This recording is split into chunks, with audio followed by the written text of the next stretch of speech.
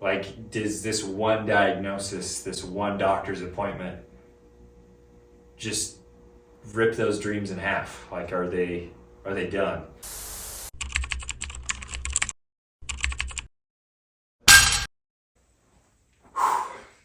All right, welcome back. It is Saturday, March 23rd. March 23rd. It's like 1:30 in the afternoon. So we're going to get a nice workout in and have a nice take two to the first episode. So hopefully I can be a little bit smoother in terms of transitions and long silent pauses, which I'm sure everyone enjoys. But I'm excited for this workout. This will be the first chest workout with weights of the year. So, the first leg workout was great. I was sore, in fact. But again, it just feels good to get the weights moving again. So I know we have a long way to go this year, but it's been a good start so far. I just put a new Dexcom on, so my sugars are reading at 82. I'm gonna see if I know how to take a screenshot. I think I got it. But that's literally perfect, right where I'd want to be for a workout. Something interesting to rant on initially is, I remember when I first got diagnosed, I had started a little bit of a running stint and was wearing my Dexcom, and actually I don't even know if I was wearing a CGM at that time, but got into running and didn't really understand what highs and lows even were. And so I knew both of them felt awful, but in very different ways. And as I started getting more and more into running, I would notice my blood sugars would really start to taper and drop as I increased my mileage, and my body was burning those carbs, and that took a hit on my sugars. So I was like, oh, well, maybe if I just start my runs higher, I can go longer. Looking back now, I'm like, why didn't I just bring fuel with me? But my logic at the time was, if I start higher and then run for an hour and a half, by the time I get home, I'll be where I want to be at like 80 or 90, and then I can eat. But it was the strangest thing, because I'd go out for runs, and I was living at a relatively high elevation, but I would go out for these runs and my blood sugar would be like, oh gosh, I think I was starting at like 220. It's where my blood sugars were, and which is not, I don't recommend that, but I would start at 220, and I just remember being so out of breath. Like, I was like, man, I know I'm in shape because I'm running, but how am I out of breath on the first mile? Like, my first 100 feet, I was already like panting. And I remember bringing it up to the doctor, and he's like, well, this is a very interesting thing that we've noticed with variance of blood sugar levels and the makeup of your blood as you exercise. And I hope this is legit. It made a lot of sense in my mind, but he's like, the higher your blood sugars are, and he approached it very logically. He was like, what is your blood sugar level, right? And it's just the amount of sugars in your blood floating around. And so he's like, if there's that much more sugar in your blood floating around, that's taking up space. Like, there can only be so much stuff in your blood. And I was like, oh, that's interesting. And he's like, what else is carried through your blood? I was like, yeah, it's like a pop quiz in science class. No idea. He's like, oxygen. So I was like, that makes sense. Circulation, right? And so he's like, yes, if there's more sugars than you have normally, there's not enough room for oxygen. And so it was interesting to see that really pan out in my runs. And especially as I've gotten into longer endurance racing last year, running the marathon and the ultra, like training for that when my sugars were high, I felt like I was so out of shape. I had no lung capacity whatsoever. But on the back end of that, I was like, if I can control those sugar levels, keep them steady, I'll be able to, I guess, be fine. But it's a lot harder to toe that line of low blood sugars, especially during endurance exercise. So props to all type 1 diabetic athletes. So much easier said than done. So finish the warm up. Let's take it to the garage for the first weighted chest workout of the year. Here we go. All right, welcome yet again to the domain. I'm really excited. I will always take everything else over chest. I'm not a big fan. That might be because I have super long spider monkey arms and benching numbers have never been my thing / anything press. But I love the challenge of it. So I guess I could say that for any lift. Deadlift was always my best because my proportions and taller guys normally have better deadlifts. But I'm excited to start seeing progress. And I'm also excited to see where I'm at, like where my baseline of strength is. So today's workout, we're gonna keep it nice and easy. I've got a 5x5 on bench and I'm not doing anything crazy. I will throw more weight on than I did with squats because I'm not as worried about my back. So, oh no, there's a fly in here. There is going to be, well, I guess the progress I'll see will probably be faster on bench than it will on squat because I just have to play it easier on squat. But in terms of today, we'll get a nice warm up in and then I'll do a light set on bench and just kind of creep up. I'm not trying to press any numbers here, but just see what's comfortable for me right now. And then after that, we'll do some light shoulder press. I've got a kettlebell at 45 pounds, so I'll use that for kind of a single overhead press exercise. And then to finish up, I just want to do some lat raises, kind of start getting movement in the shoulders. That's more of a bodybuilding style exercise, but I do think getting any emphasis on the shoulders initially will be helpful. So I'm going to grab my trusty warm-up bar here and start stretching. And again, I am very excited. I'm curious what where I'll be initially, but I love how humbling it is when you start something up that you've kind of taken a break from.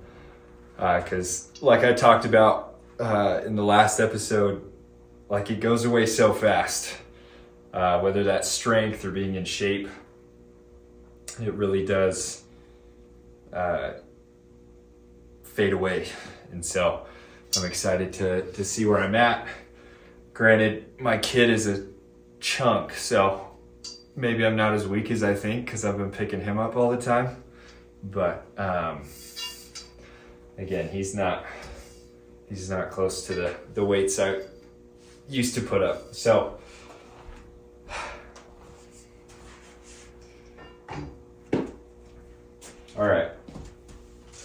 sure I've got collars. I did want to ask, because I just put on another G7 sensor. Has anybody had problems with the G7? Like I know it's a new system. It's only been out.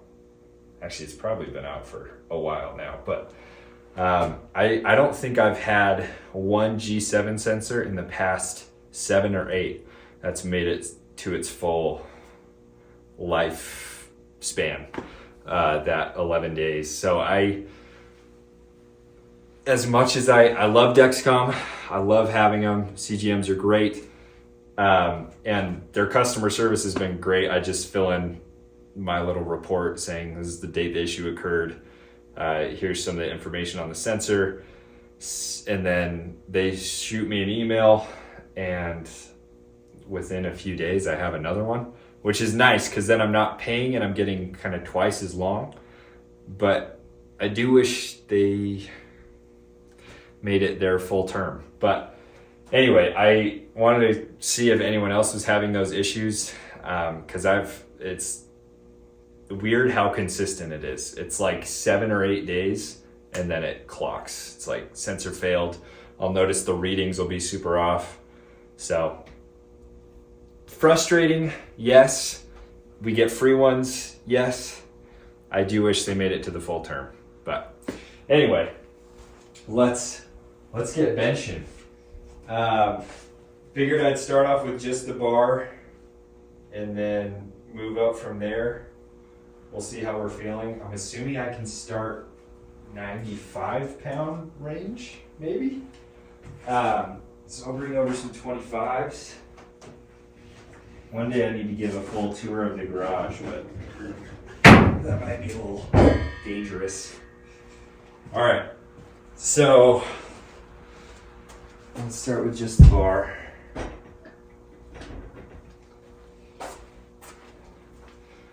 And my technique's probably all over the place. I gotta put like a 90-degree hinge in my back, like all the power lifters do. That has never been me, for the record. But I'm excited to see how this feels. It's been a long time. I, for some reason, muscle memory, am going pinkies to the first ring on an Olympic bar, so I'm hoping that's where it feels. It feels good. So squeeze the back, pop the bar off with locked arms.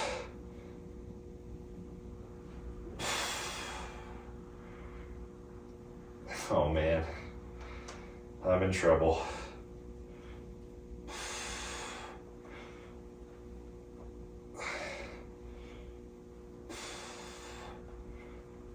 It's weird how, I don't know, when you're in shape, like gym shape, like weights, like you can move the bar around so much easier.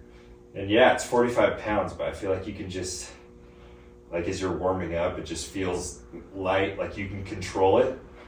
Maybe I just need to get back in lifting shape, which I know I do, but feels so good. All right, I vote we try 95. I'll probably keep my brakes. I'm not too focused on them, again, like I was last time. Not focused on them, but I just want to keep my body moving. I'm curious to see what I'm going to get up to today, but I want to keep it nice and light. I know putting anything less than 135 is probably a cardinal sin in public gyms, which is why, one, I'm in my garage, and two, I never liked that rule, because if you can't drop the ego, being in the gym is probably not going to be the most positive experience. So, yeah, that's an interesting topic. Let me hit this first set here of 95 pounds, see where we're at.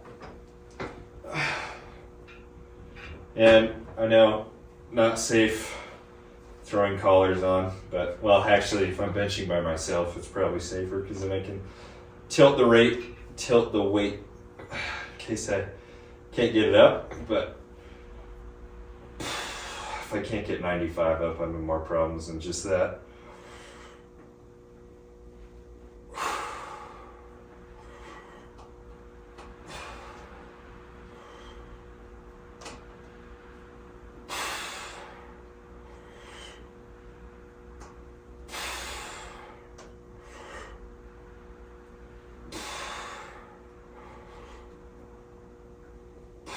Oh, those feel great. I love it. And I hope I should probably look and see what the angle is on this. But, it looks all right. So 95 felt great. I'm probably going to take it up by 20 each time, because that was the first set. So 95 by 5, we'll do 115 by 5, 135, and I'm assuming there it'll start to get not so difficult that I can't do it, but more difficult that I really just want to focus on form and getting back in the movements. So 95 by 5 for the first set, go up to 115. So actually I've been thinking about kind of what I just brought up of like the culture of public gyms, fitness in general. And yes, there's a lot of thoughts on it, but specifically with social media, I feel like it's gotten kind of toxic, which is unfortunate. But that is kind of a side effect of social media. You have very positive influence. And that's how I got into fitness initially, was the Optimum Nutrition pre-workout with Steve Cook. Literally changed my life, that one ad. And then I found him on social media and followed him religiously for years. I still worship the guy. I love him. And it's cool that he's kind of like one of the OG dads of YouTube fitness. And he's actually going to be a dad soon. I think him and his wife are pregnant, which is fantastic. I feel like he'd be such a cool dad. But on one hand, you have people like Steve Cook, who started out just kind of vlogging their like journey within fitness, and I feel like there's definitely positive elements of that and his message, and just the positivity that he brought to the space and getting people into the gym and being healthier. Granted, the dude looks like a Greek god, so all the comparison and people thinking that his programs will get you exactly what he looks like, that part gets a little dangerous, but I think that's more of a communication problem than anything. Going to the next set. This is 115. Oh, it's like best feeling in the world.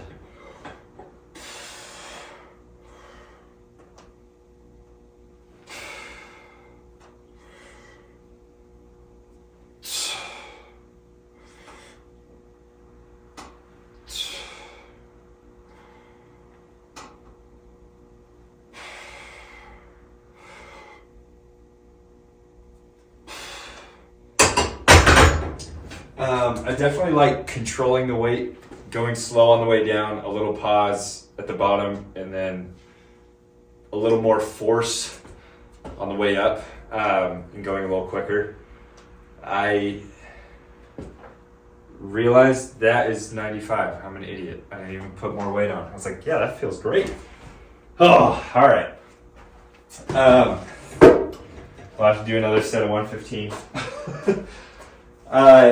And I'm not, normally I'd be pretty rigid about weights and certain sets, keeping it to kind of my program. But initially, again, we're just getting into the movements and wanting to see what they feel like, so not super worried. But back to where I was, I'll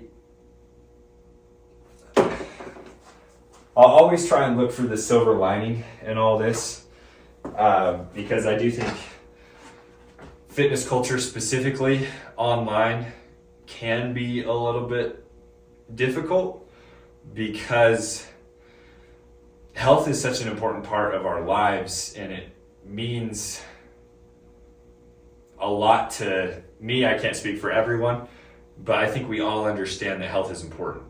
And so with that, everybody coming to social media is at a different spot in their own health, and where they are and the intent in which they're viewing content can greatly differ. And so the person who's making content, I mean, even me right now, like I have no intentions to make anyone feel bad about themselves. And heck, I feel like with the weights I'm throwing around, I hope I wouldn't be. But it's difficult because I do understand that there's people out there who are not at the best place, especially in regards to their own health. And I've been there. I've looked in the mirror and, you know, you really don't like what you see. And granted, there's so many varying levels of what that looks like, which is so tough and difficult. And I'm not trying to minimize that, but let me get another set. This is 115 now. Double checking. Yes, there's 10s on either side. All right. Okay, yes, that is 115.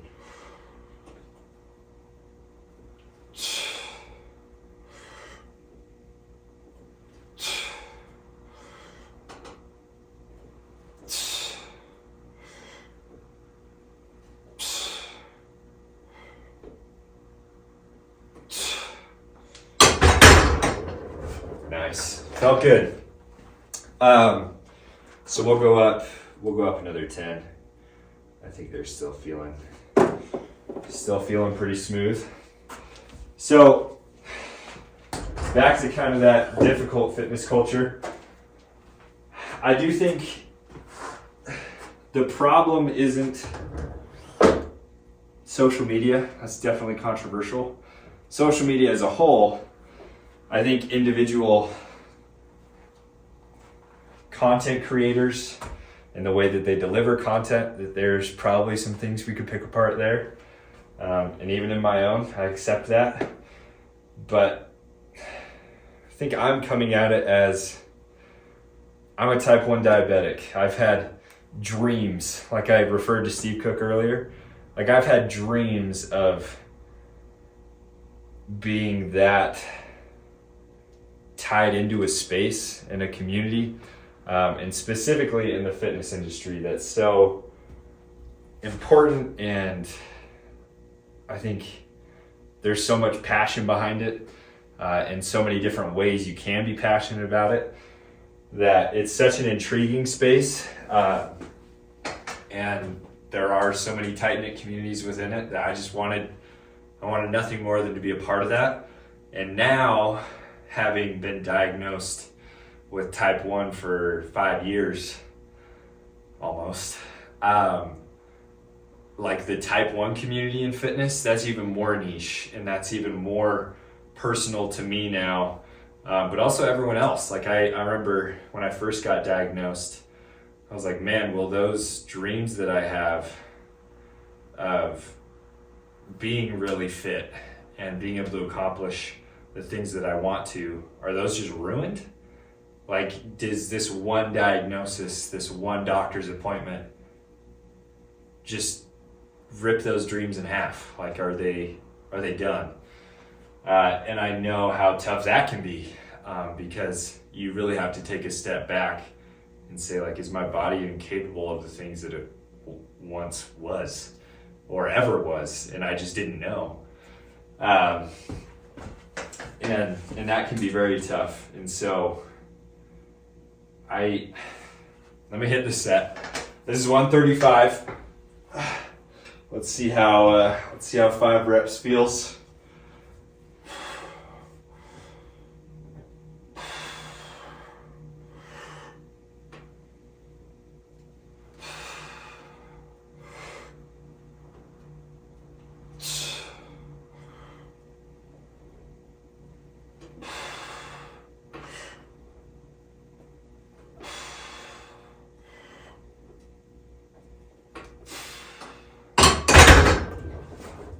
Nice, definitely a little heavier, so not as smooth.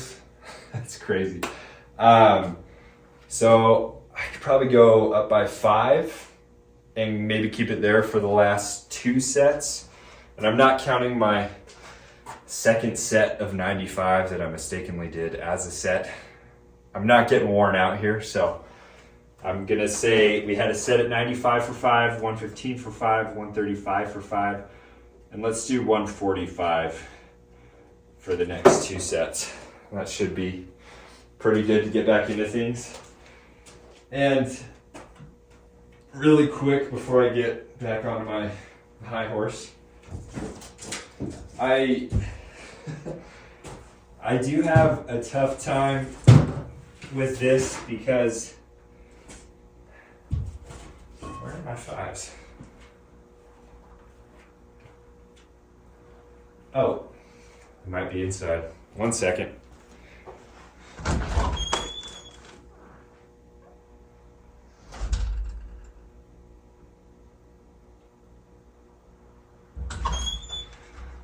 All right, got them.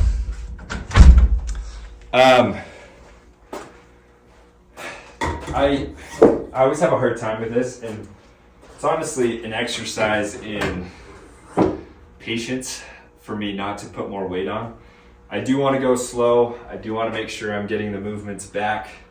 They feel really fluid right now, really smooth. So I'm not trying to rush anything. Also, it's like, I think there's supposed to be like 40-mile-an-hour gusts today. I think the wind's at like 25 to 30 miles an hour. So I hope you can't hear it, but if you do, that is why. But actually, how much time do I have before the next set? Do I start the rant again? Actually, let me hit this and then we'll get back into it.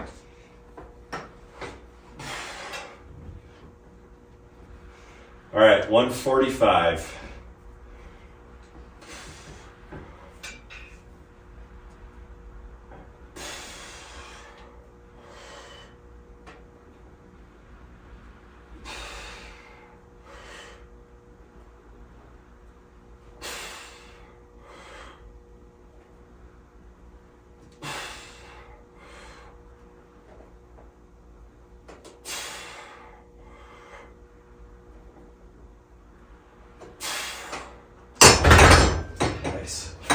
Let's feel good. I'm going to stop there. Again, that's an exercise in patience, but I know it'll be better for me than to go out guns blazing and tear my pec at 185 because I thought I could do it the first time. So I've been thinking a lot about this culture thing, especially as I'm starting to get into more content creation, and I just want to approach it delicately. And on one hand, it would be unauthentic of myself not to pursue this because of the fear of people getting offended. But on on the other hand, I've always wanted to pursue this. And so I owe it to myself to keep this going. And I love the community that can be built because of social media. I love the passion that goes into your craft, and it is hard to create content, especially consistently. It is insane. It's a full-time gig. So I'm being humbled on all fronts, at least initially, but I do love how social media can bring people together. And I love that there are so many specific niche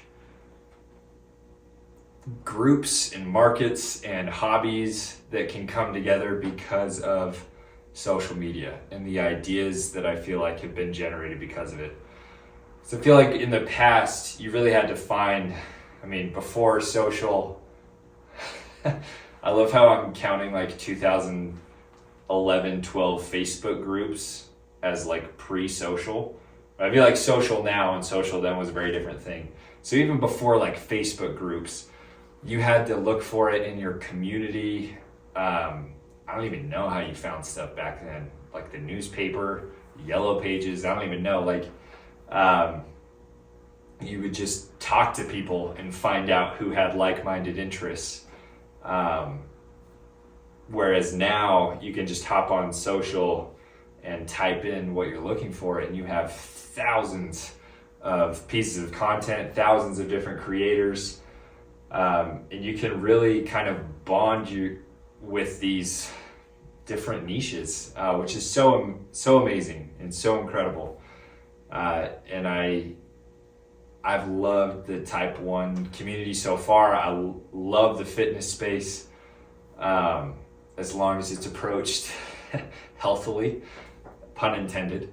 And here, let me hit this next set and then we'll call it on bench. Felt really good so far. It feels so good to get back into it. So last set of 145, just going for a good 5. Nice, slow, and controlled reps.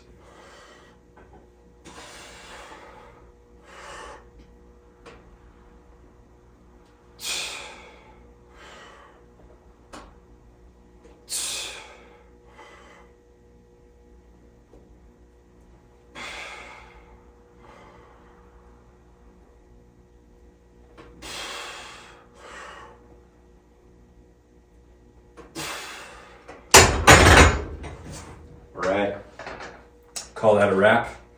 Let me write these down. 45 for 5, that's the last one. And then, nice. Oh, it felt so good. I'm excited to see those numbers go up. My bench is always a pretty slow climb, but I love the challenge. So,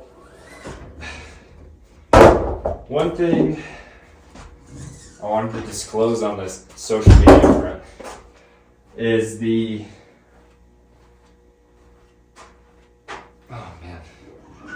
opportunity, I guess is the right word. Because growing up, I remember I had some really good friends that were artists. And I'm gonna grab the 45 kettlebell here. We're gonna do shoulder press here. We're gonna be close to the ceiling. I think we can do it. And I think I'm keeping these reps pretty low and just doing 4 sets. So 4 sets of each arm. And then we'll finish it off with some lat raises.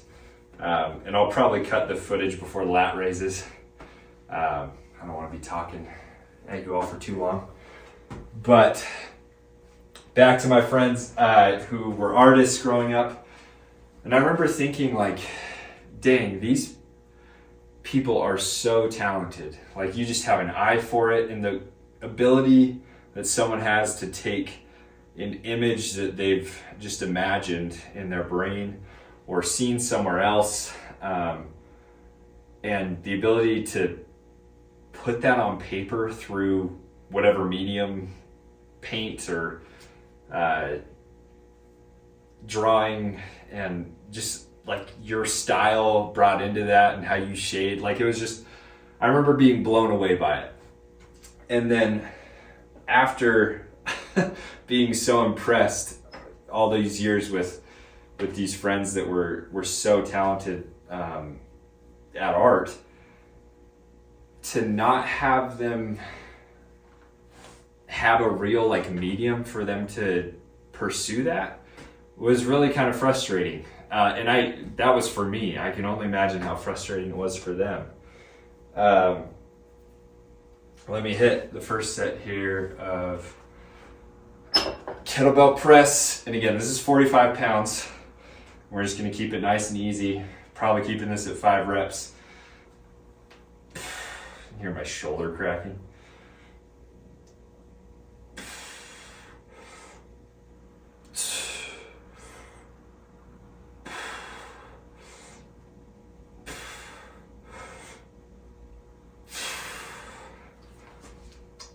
And if it wasn't super windy outside, I'd probably be out there with a dumbbell with some adjusted weights and getting a more full range of motion. But I figure this will be all right for now.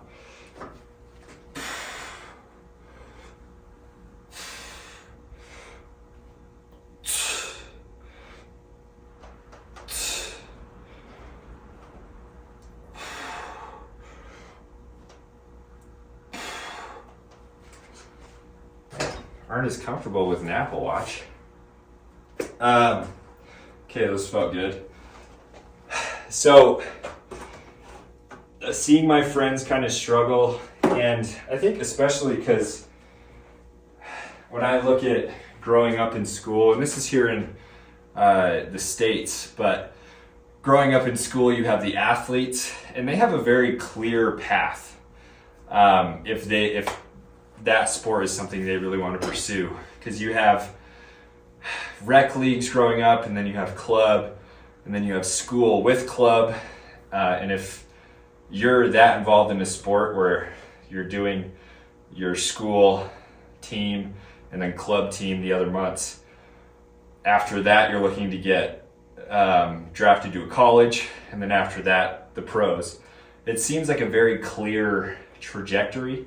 And maybe I'm just not as familiar with art, or there's a litany of other hobbies, but pulling art specifically, there really wasn't like a clear path, I don't think. I mean, you could go to an art school and then hope your art gets noticed.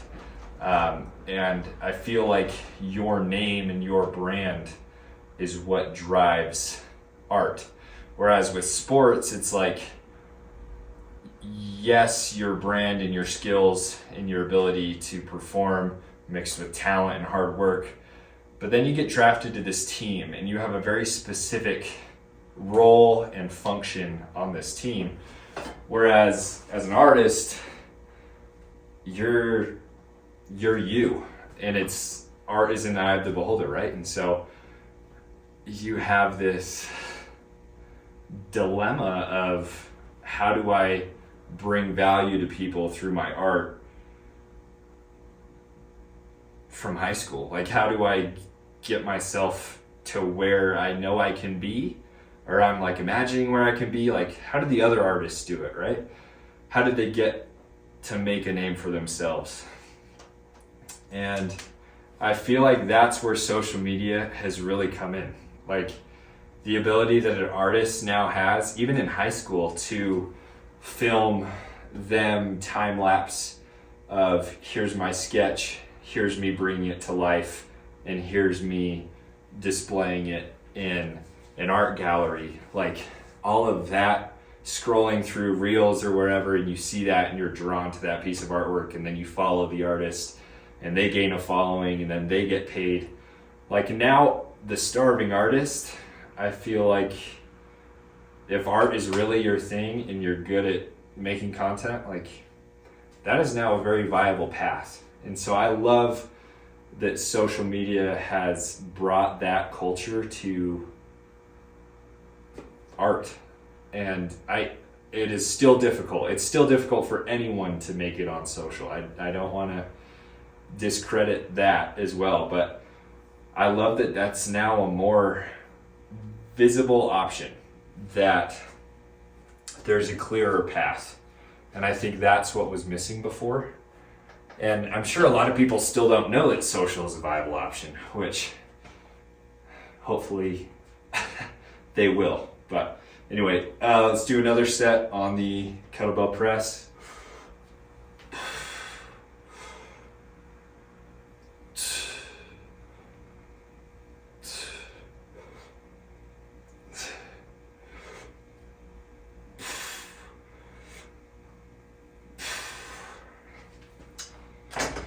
I actually really like these, and especially when the weather gets nicer out and I can start doing more CrossFit style circuit workouts. I really love integrating like a kettlebell press into my workouts, because you have the full body motion of kind of the kettlebell clean and then pressing it overhead. And I do like the way it feels, being able to kind of put your weight into it. I hope that makes sense, but love kettlebells.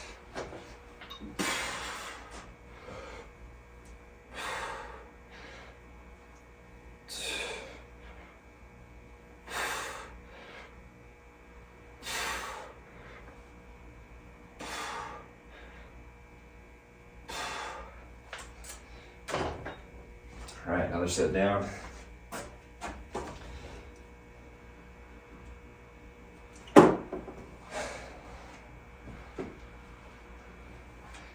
Anyway, social media has benefits, has cons, probably as simple as that, but I love that it gives people options. And I love the fact that those who didn't have a clear path before might have a somewhat clearer path. And I'm trying to play devil's advocate with my own silver lining argument here, because I probably see things through rose-colored glasses a little too often, but I'd rather that than glasses you can't see anything out of. So that's probably a quote somewhere. Finishing up, I'm so happy to be back with lifting. It really has been kind of difficult for me to, running last year took so much time. Those long runs that were 2.5 hours, like I felt awful for leaving my wife and our baby for that long, because I'd work all week and then run throughout the week, and then Saturday morning or sometimes Saturday I had to get a long run in, and I'm grateful I don't have to do that anymore. Especially because I didn't love running. I loved the challenge of it. I loved seeing the progress and being able to hit goals, and not being able to hit goals. But I don't think running is my thing.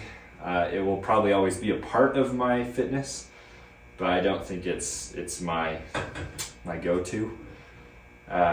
And so weights, I feel like you can get such a great workout and get a good, to use the bodybuilding term, a good pump, but I think that kind of feeling comes in a lot quicker with working out and with weights. So I love that part.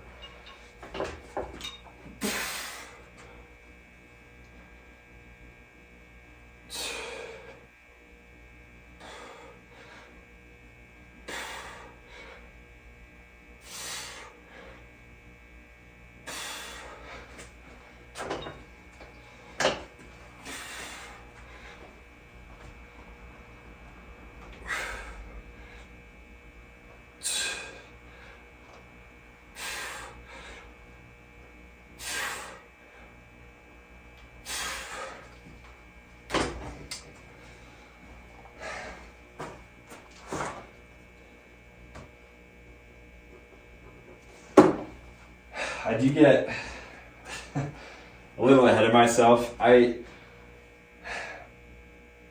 think the most impressive lift, if you can just strict press a ton of weight, I think that is incredible. I don't know why.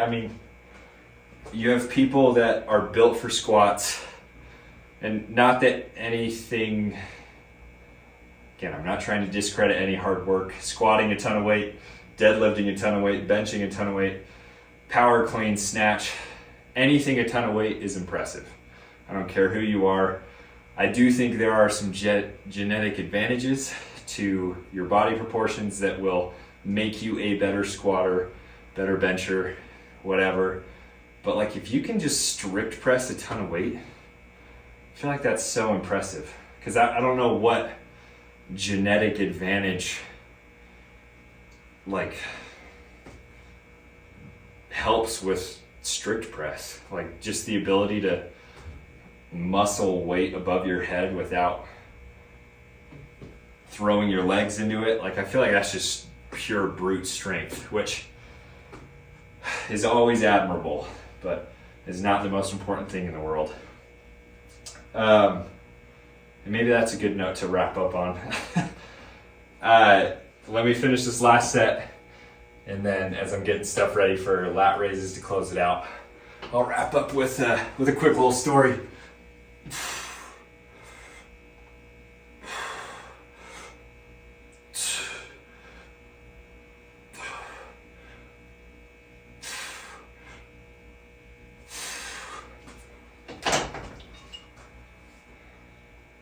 Yeah, Apple Watches really don't make it super comfortable to get these kettlebells overhead.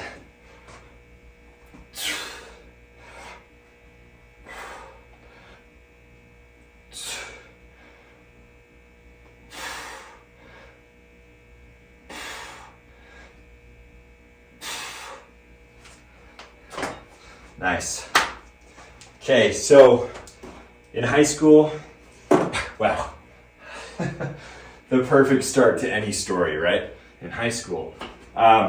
Anyway, I think it was my senior year, and again, I got super into lifting. Oh man, was it after my freshman year or sophomore year? Super into lifting, and I didn't do it for this, but it was validating to hear. Like, I had grandparents who lived far away, and I saw them like a year after I got into lifting, and they were like, "Oh my gosh, you look totally different." I'd gained all this weight, and before I was a glorified stick bug, and now all of a sudden I looked like I was remotely athletic. And so there was a big confidence boost there, but that just got exponentially increased as I went through high school and had more years just stacked onto lifting. And I remember by the end of high school, I was like 215 pounds, I think was my top weight, and just loved being in the gym.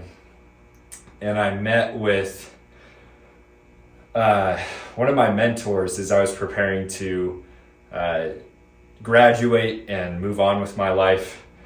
And he said that after he graduated high school, he was also very into sports and athletics, and he went to this kind of group camp and set the record for push-ups in a minute, and then max push-ups. And he's like, "Oh, all the other guys like were asking me how like how do you do so many? Like, will you write me workout programs?" And he's like, "Yeah, it felt great." But he told me this next part as very sound advice. He said, "As I got older, I met men who were paralyzed from the waist down, or men who never really got into sports, but just got out of high school and worked and had families and were happy. And then other men who weren't athletic but were geniuses and went on to start these companies." And he said, if all you have to offer is big muscles and lifting heavy things, you're wasting your time. And he said, "I know men who couldn't bench 95 pounds. And he didn't say this, that part word for word, but he said he knew, how did he word it? Knew people who didn't care about how much weight they could lift, but they were 10 times the men that could lift up a car. And I hope I'm coming across. My high school memory is a little fuzzy, but just the argument that it's not about how much weight you can lift, it's not about how fast you can run, how far you can run, high you can jump. I think it's about the person that you are. And I always need a reminder of that because I get sucked into how good it feels to lift and to hit goals and be strong. But really, when it comes down to it, it's about the person you are, how you treat others. And I will always stand behind that. So, in wrapping up, I'm going to do some lat raises. I'll keep it rolling. But thank you for watching. And I hope you get something from these, and whatever your goal is, keep going after it, one by one.